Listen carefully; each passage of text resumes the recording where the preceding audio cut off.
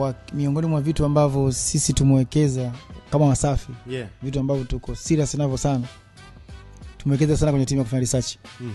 Sisi Wasafi tumewekeza sana kwenye timu ya kufanya research, kwenye kuona kwa sasa hivi ndio maana tunaweza tukaje labda mtu na muonekano wa tofauti, kila fashion kawepo, yani kwa sababu msanii utakiwa watu wa kukariri, yani sitaki mtu mimi nikifika nione tu anaona na kipanki changu cha kitambo, ankaja na rasta, ankaja nini. So haimaanishi research wanazozifanya wanapatia sana wako sahihi, lakini at least kwenye kufanya brand isichokwe, yani brand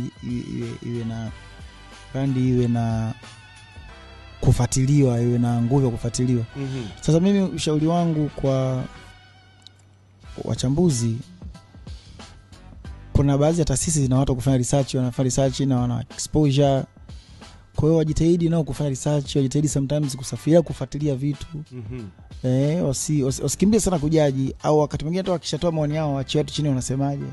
Ndio ushauri wangu mimi. Alright, cool.